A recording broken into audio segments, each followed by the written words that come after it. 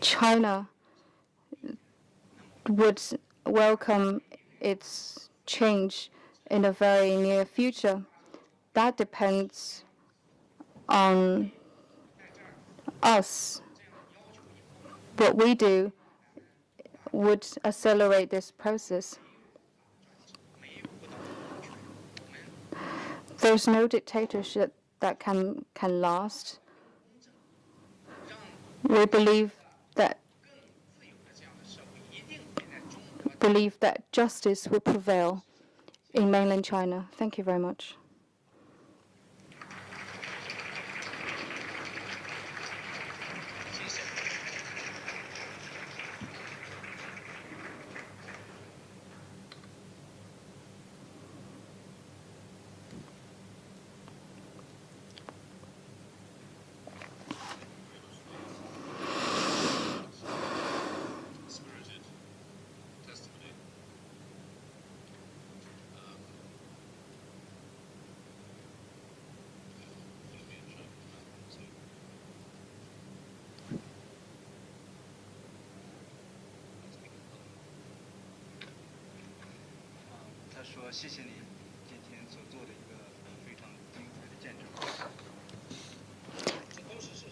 He said, thank you for the testimonies that you're given today.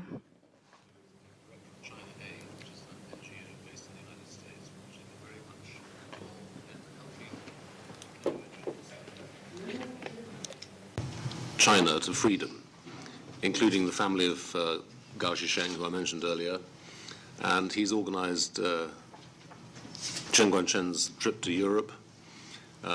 They've been in Oslo the last few days, currently in Brussels, meeting key EU officials and members of parliament, and going on to The Hague later this week and then to London. I want to thank Bob because he's going to go back into the booth now, number 3, to carry on interpreting into Mandarin. I want to thank also Wenwen Shen, who is from my office in booth number 2. She's never done this before, so she's speaking to you in English. Thank you both very much indeed. Okay, now we carry on. Thank you, Bob. Thank you.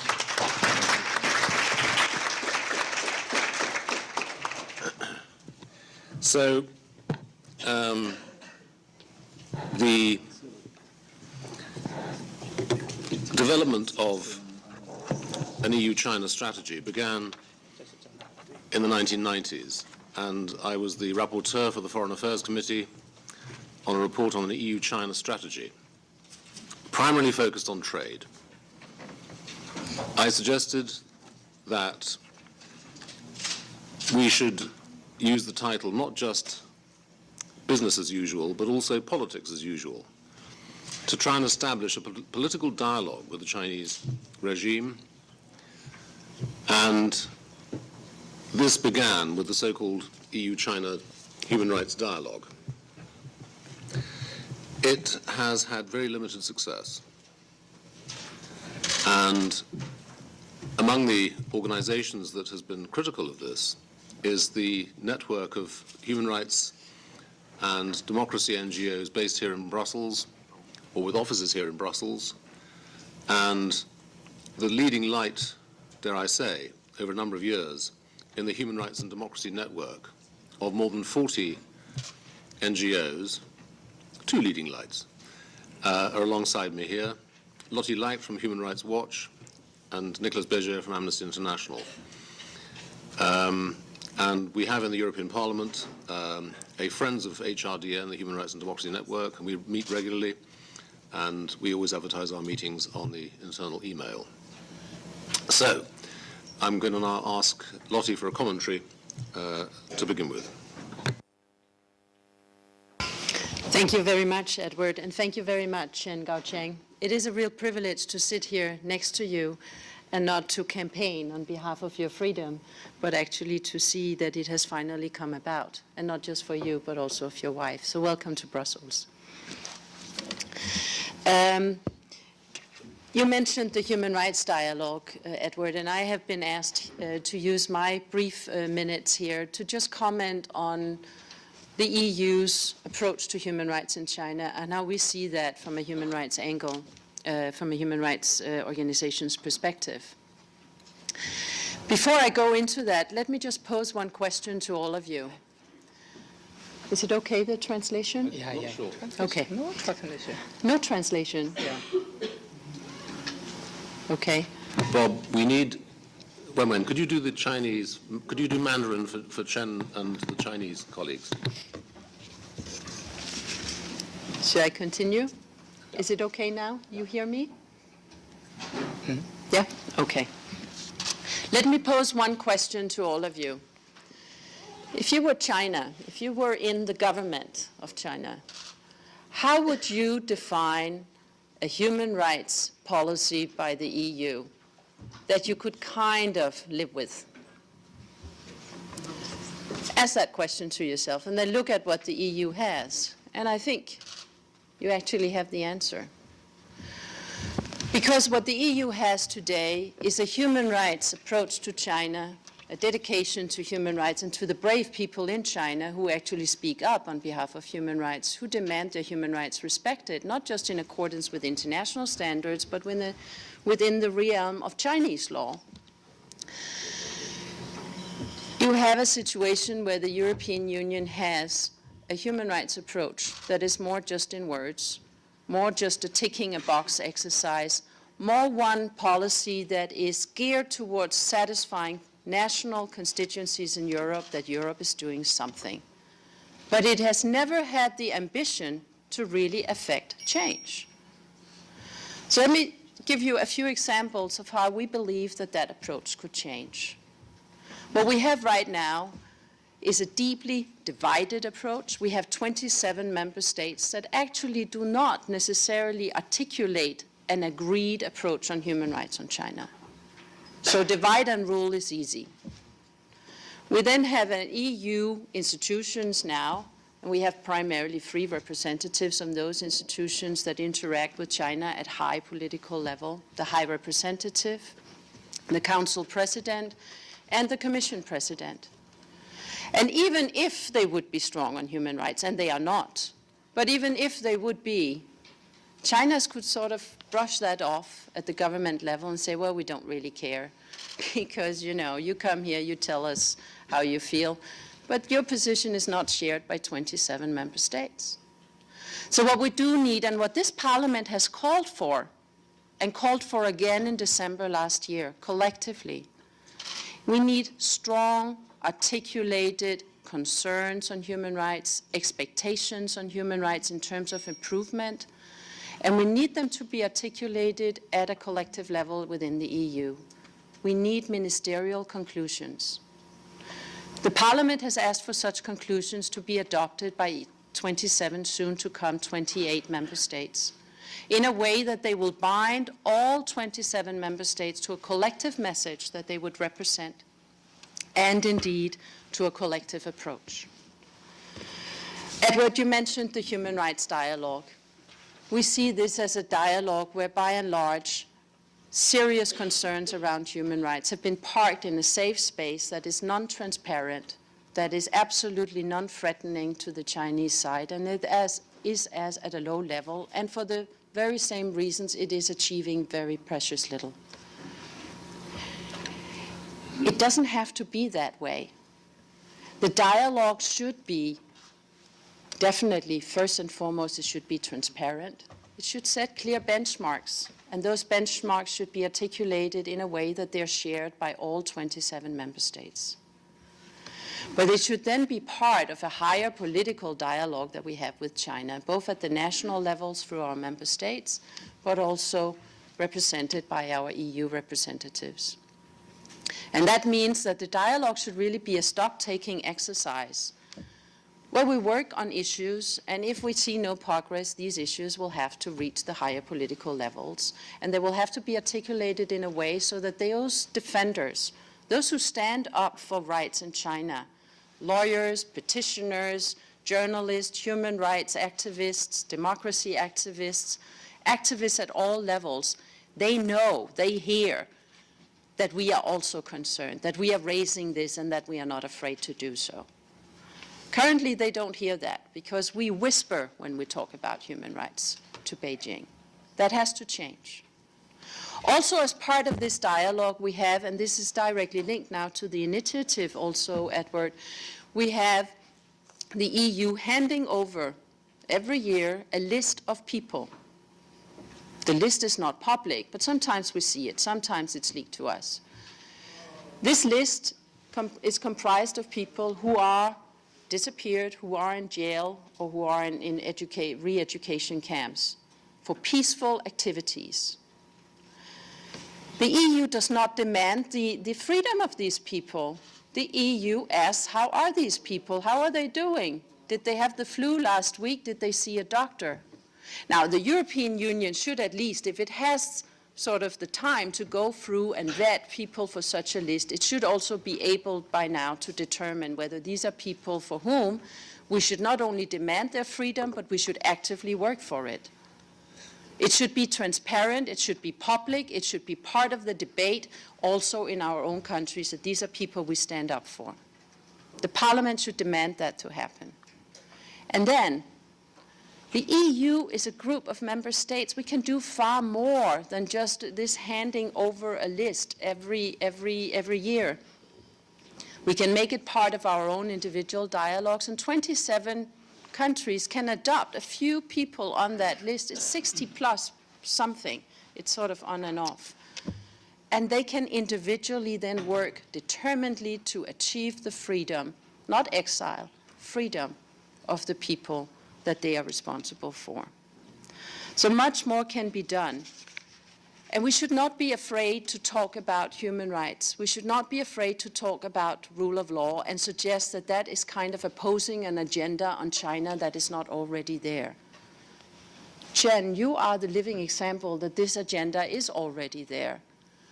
It is being discussed. I mean, petitioners, people who have suffered either because of situation at their workplace, environmental damage, healthcare issues, and they were lied to. They were told, well, if you have problems, file your petitions with courts. And people did. They rallied in groups. They challenged authorities, local authorities, national authorities through court petitions. And then magic happened. The press in China also started writing about these petitions. And then the Chinese government struck back. That was not the idea here. The lawyers were disbarred, punished, imprisoned. Activists who had taken the cases, worked on the cases, were imprisoned, disappeared, forced into exile. Journalists who wrote about these issues were also punished. And indeed, the very petitioners themselves suffered the full force also of corrupt and abusive officials. But this is a debate that is being held in China. It's not an alien debate, and we should not be shy, we should not be afraid, we should actively participate in this debate. So let me just finish on this note, that any China policy on human rights designed by the EU needs to be ambitious, and the ambition needs to be that the space for those with whom the Chinese government should have a dialogue on rights and rule of law, namely activists, lawyers, journalists, civil society, scientists, everybody in China's society that wants to be part of this debate. The purpose of our efforts should be to facilitate and to help the space for having that debate in China. And if what we are doing is not making the life easier, is not making that debate possible, then we are not doing it right. So let me stop there.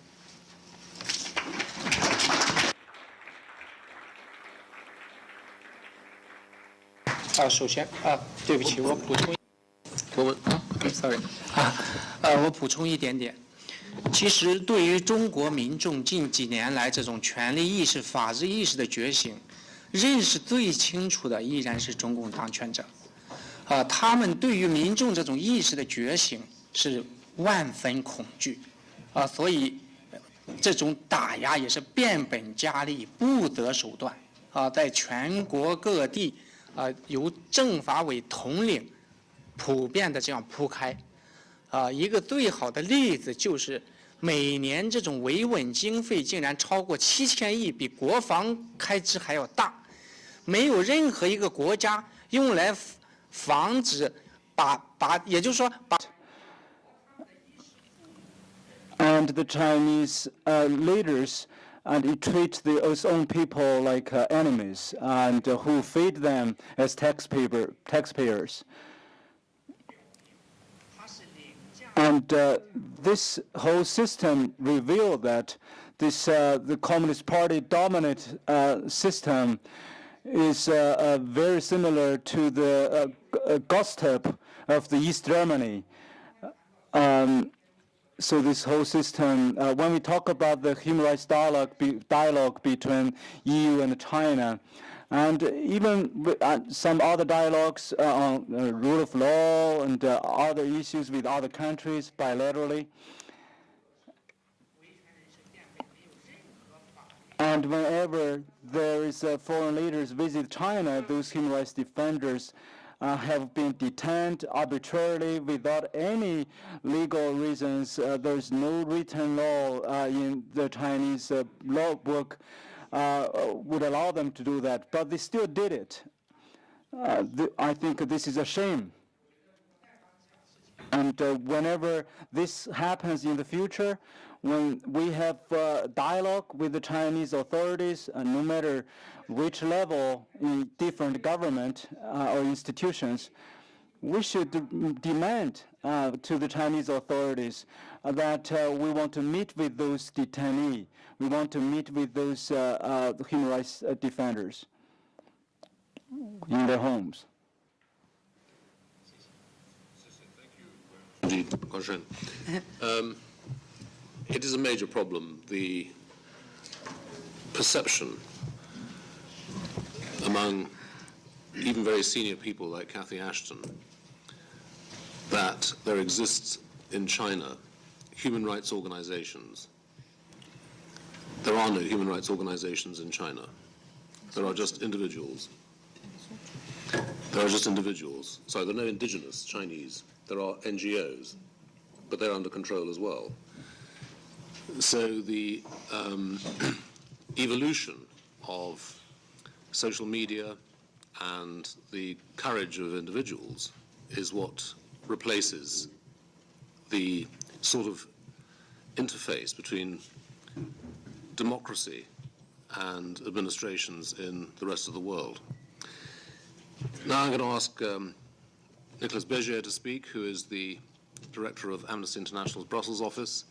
And as I said earlier, this meeting is partly about the intertransatlantic link under the Defending Freedoms project, which was initiated by Amnesty International. Thank you very much, Edward, and thank you for organizing this meeting. It is truly humbling to listen to you, Chen, and to listen to your powerful testimony. I can only admire your incredible courage, strength, and determination to continue for this many years. Because you were so lately jailed for peaceful activities in defense of human rights, you've been a prisoner of conscience for Amnesty International, and thousands of activists have relentlessly and tirelessly campaigned for your release. So today it's an incredible pleasure and honor to be sitting next to you in freedom, and to also know that your wife has been able to accompany you. And we obviously need to continue pressing the Chinese authorities to stop this outrageous ongoing harassment of your relatives. It is important to note that your extraordinary story actually gives us an insight into something that is very ordinary and a very daily pattern in China. So we're seeing a widening crackdown in using also criminal law to criminalize freedom of speech and fake state security discourse since 2011. Bloggers, journalists, human rights lawyers, activists in China continue to be harassed, intimidated, assaulted, abducted, forcibly disappeared, kept under surveillance and house arrest, and they're facing criminal charges. This is endemic and widespread. This is not a singular story. So, and in the end, if lawyers fear that taking on sensitive cases is not possible, then where do people turn to? So there are also a couple of other key concerns. We obviously have torture continues to be endemic throughout China. The increase of illegal detention formats is getting worse. And then obviously, to make it important to mention, is that China continues to be the largest executioner of this world, probably more than everybody else put together in the whole of the world.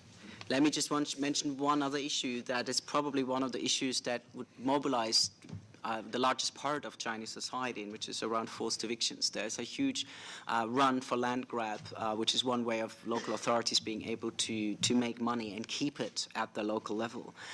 These forced evictions are really, really concerning and very widespread. They have led to death, beatings, harassment, imprisonment, and they're very much a source for civil unrest in the society. Now, China shields itself from all criticism, as we know, in any international fora, including from the EU. However, and I want to really strongly second from our point of view everything that Lotte has been proposing and has been saying here, we do need the EU to be much, much more vocal, much clearer, and not park this in the safe space of the human rights dialogue. And I just want to add that we found it extremely odd that, how come that there's no mention of human rights in the speech from Herman van Rompuy last year at the summit, or that the follow-up statement of Catherine Ashton of her visit to China. Both of those have actually talked about joint anti-piracy efforts, but are not talking about human rights. That is really quite amazing. And just another one, that we do think the guidelines of the EU, particularly the ones on torture, and we have some very specific ideas here, need to be implemented much more. So in the context of all of that, and the importance of the situation of individuals who are the human rights defenders in China, I want to second again this very favorable, the launch that Edward has announced on the Freedom Project, which we are very, very happy to support this. I think this is a very, very exciting initiative of the European Parliament. We'll be in its ring. This is the core nature of Amnesty's work, and Amnesty in the US has been supporting this project quite vigorously. So I'm very much looking forward to working with you on this, Edward, and commend you again for taking this initiative and for bringing it forward. It is what we need. We need to be thinking about people. We need to relentlessly campaign for individuals throughout the world, not just in China, evidently, because without the braveness of the individuals, without the braveness of human rights defenders, human rights protection would be nowhere. And we've seen this throughout history and in every country. And it is them that we need to be considering and we need to be protecting. Thank you very much. Thank you.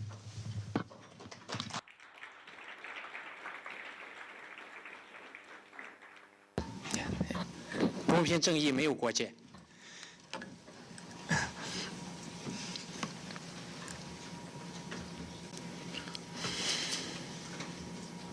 It's okay. Okay.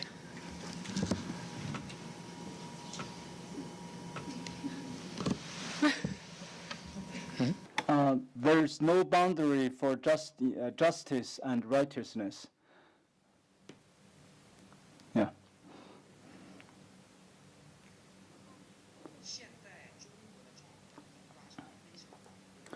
China has great changes already now, and the consciousness of civil society and civil rights has grown rapidly.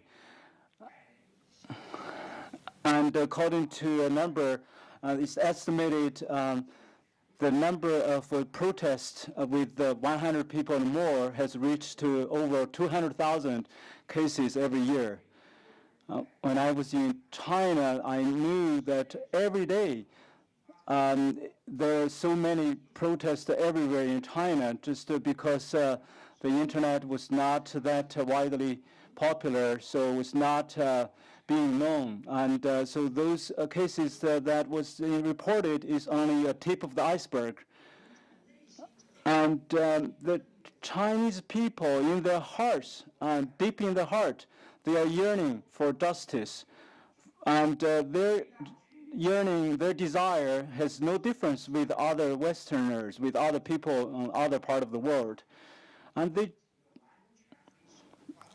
the Chinese society has increasingly become a mafia society because of the Chinese Communist Party and the torture, the black jails, the arbitrary arrest, the injustice, and it's all happened under this so-called stability maintenance system. And many of those human rights violations were done. And the Chinese Communist Party was not even feel comfortable to have the Chinese other government agents to conduct.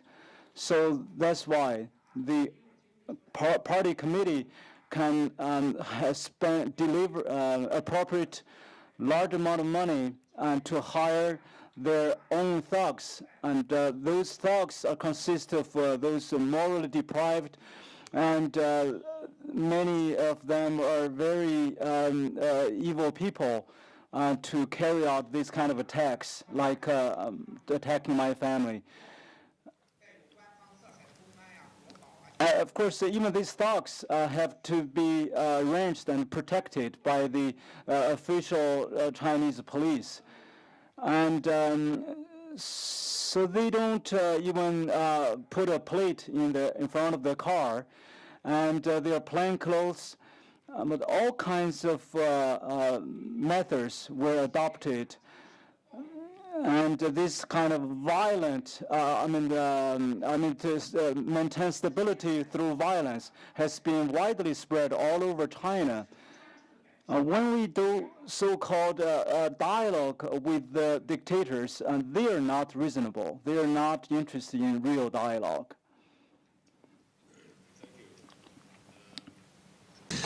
As Nicolas Béger said, this is not just about China.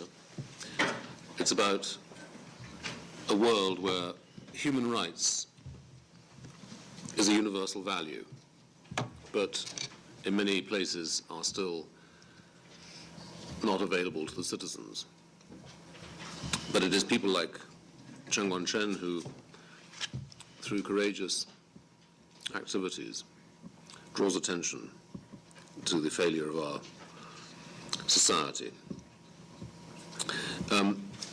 Before we open up, can I just say that I should have introduced myself. My responsibility as a Vice President of the European Parliament is for human rights and democracy, and it's in that context that I've organized this meeting and other meetings for Chen Guangcheng here in Brussels. In 2008, the European Parliament awarded the Sakharov Prize, its annual award for freedom of expression, to another Chinese dissident who was a friend of Chen Guangcheng's, and when Chen got to Beijing after his escape last year, he met his friend Hu Jia. Hu Jia was imprisoned because, by telephone, he gave testimony to press conferences that I'd organized in London and Brussels, and then to the Human Rights Subcommittee of the European Parliament. Hu Jia remains under house arrest in Beijing, but he now tweets regularly, and he's been tweeting about this meeting, and I think that indicates that things might begin to change in that great country. 最近呢，新的一轮打压又已经开始了啊。 Recent days, a new wave of crackdown has already started. 就在上周呢，江西新余的独立参选人刘平女士和魏忠平等数人呢都被秘密的失踪啊。据说呢，要对他进行3点罪的起诉。这是继高志胜、胡佳、刘晓波和这个当属的艾薇薇以后呢，第5个被以3点罪抓捕的人。 And just last week, the human rights defender Ms. Liu Ping and Wei Zhongping were secretly detained and disappeared. And it is said that they would be charged with the subversion charges, subversion of the state power. So this is the 5th incident of this kind of enforced disappearance after what happened to Gao Zhisheng, to Hu Jia, to Ai Weiwei, and several others. 在这里呢，我要跟在座的各位媒体证实一点啊，因为有位媒体的朋友问我说啊，我们报道那么多，他就是不理我们有什么办法？那么我现在告诉你，他不是不理，他太在乎了，超出你想象的在乎。之所以不表现出来，就怕你们报得更厉害。 So here, I really want to re-clarify with the media friends like you here that the Chinese authority does care about your report, and they try to pretend they don't care, but in fact they do care. 中国的未来很大程度上取决于我们媒体界人士的能否及时报道。And the really future of China is largely depending upon how widely our media report about these kind of abuses in China. 这不仅仅是一份工作，这是一份责任。 So this is not only just one job for all of you. This is also a responsibility. Thank you. Can I introduce Bob Fu, who is the director of China Aid, which is a large US-based NGO. And Bob's organization has been involved in the freedom of many people from the People's Republic of China, including the family of Guo Shisheng, who has just been referred to by Chen Guangcheng, and many others who now live in the United States. And thank you for the interpretation, Bob. Next question. Anybody? Yeah. Bruno Waterfield, Daily Telegraph.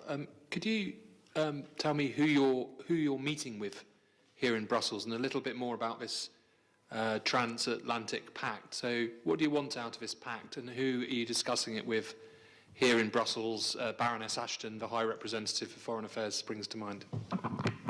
I'll just briefly answer because Chen Guangcheng has recently arrived in Brussels and is not entirely familiar with his programme. He's meeting this afternoon Stavros Lambrinidis, who is the EU's High Representative, the Special Representative for Human Rights, and Deputy to Cathy Ashton, and is meeting with senior members of the European Parliament, including Mr. Brok, Chair of the Foreign Affairs Committee, Barbara Lochbihler, Chair of the Human Rights Subcommittee, and others, and is also meeting with other Commission and other EU officials here in Brussels over the next 2 days, and is then going on to The Hague, where he has meetings with Dutch officials, as well, we hope, with the International Criminal Court. And this evening he's meeting with Mr. Reinders, who is the Belgian Foreign Minister.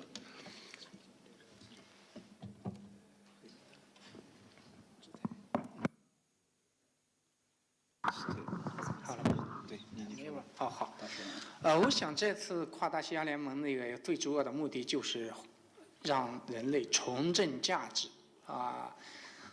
目前最重要的一点呢，就是对于迫害人权的这些恶吏们，不能再让他游弋于天下了，应该让他寸步难行。I think the main purpose for this trip is to really restore the value-centered system, the value-centered policy, and for the humanity, and more specifically for the transatlantic human rights protection link is to really to hold those evil officials who is found in violation of human rights, hold them accountable, and we should not let them should not let them have too much walking space on this earth. Okay.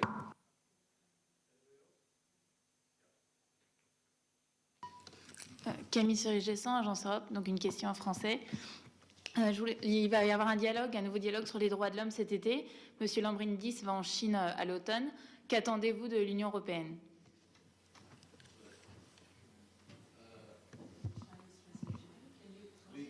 Sorry, yeah, if you can. It translated into Mandarin. Okay.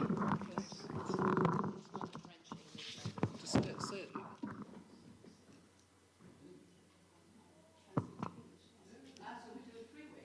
No, I can do it in English if you want.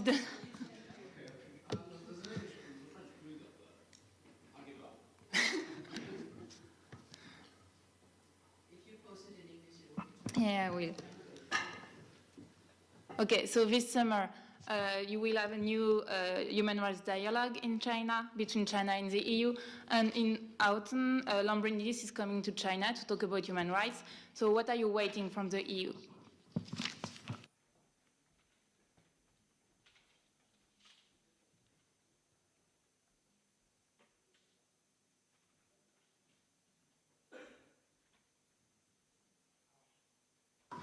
我非常希望他们能够坚持的捍卫人权原则，非常正式的向北京提出中国的人权问题，并且要他们拿出一个确实可行、让大家清晰可以了解的解决方案，能够服众的解决方案。I do hope that during his visit, he can stick to the principle of human rights protection and also to have a viable, convincing solution when he, on protection of human rights in China when he meet with the Chinese leaders. 我也想让他们问一下北京，去年给全世界，当然也是给我的，将对山东展开彻底调查、做出公开处理的这个承诺，说话还算不算数？ I also have a specific request that for him to go to Beijing and ask the Chinese leaders whether they are still willing to keep the Chinese leaders' promise made last year to the whole world that they will protect the safety of my family members.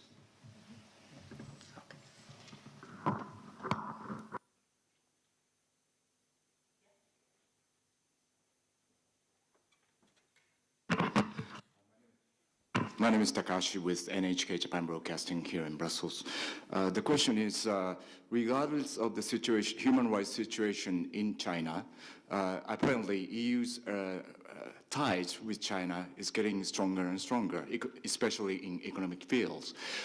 Do you have any concern about EU or US, for that matter, is getting closer ties, economic closer ties with China, regardless of the situation of human rights remains the same or worse, for that matter?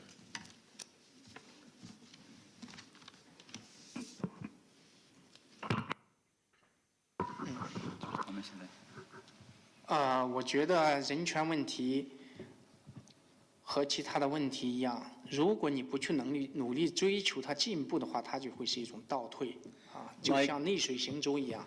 Like many other issues, the human rights issue, if you don't pursue it more actively, it will become backward essentially, just like you ride your boat against the tide.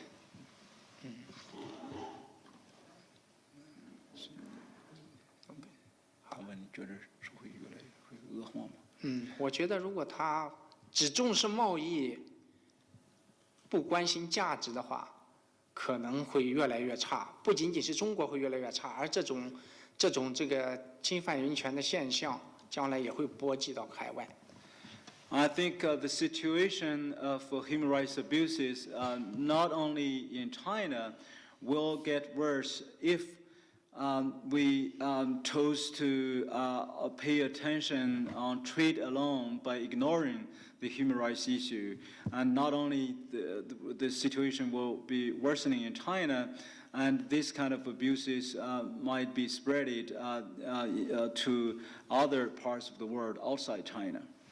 事实上，现在有些问题也已经体现出来啊，比如说学术界的这种学术独立的思想受到的影响，以及前几天好像在加拿大在酱油瓶里发现的冰毒，这都是问题。 And actually, the reality shows it's already producing some chilling effect, just like what had happened to the erosion of academic freedom in the West, and also what was found some poison in Canada to some individuals. 也许你应该稍微说这个病毒是怎么回事？病毒是从，据我看到的消息是从国内进口到加拿大的酱油瓶里面。Oh, so it's the Chinese soys which was exported to Canada were poisonous. Yeah.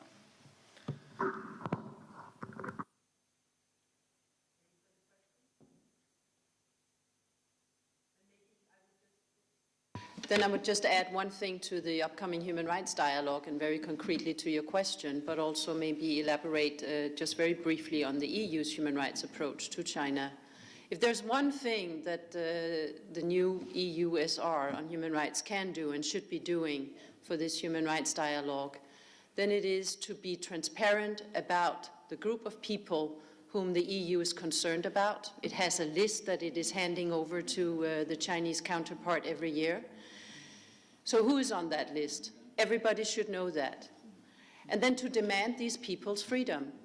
These are people who are now embraced by the European Union because they have used their rights and exercised their rights to peacefully assemble, associate with others, and to speak.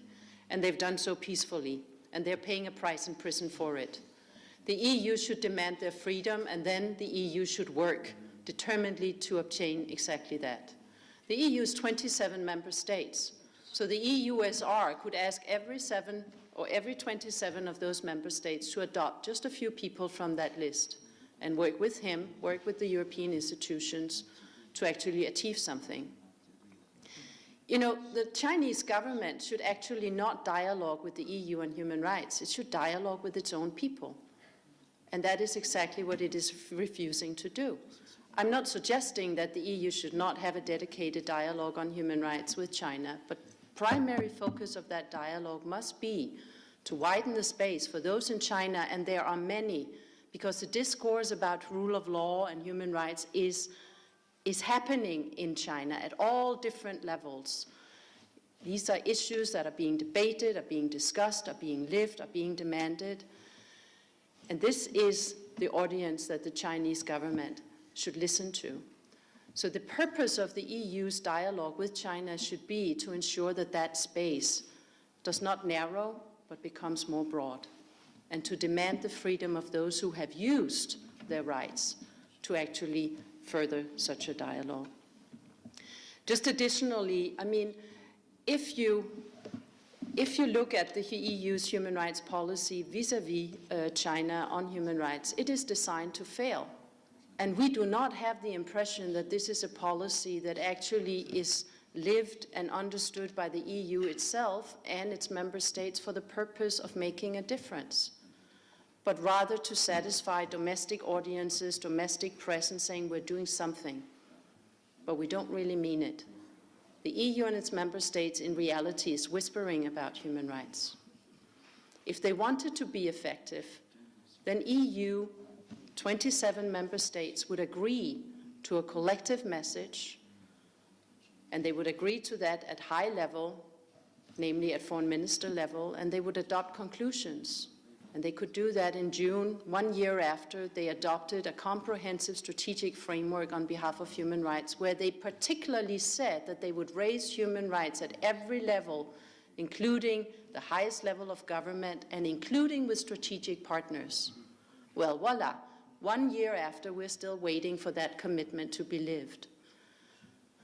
So, if 27 member states together with the EU speaks from the same message, wants the same, and have the courage to articulate, live it, and demand it, then they may actually be more successful. And right now, where 27 member states are running in their separate directions, where we have a dialogue as a convenient alibi for everybody else not doing their job, and then we have EU officials who may or may not raise human rights, but actually the Chinese government would not care very much because they know that message is not carried by the 27 collectively.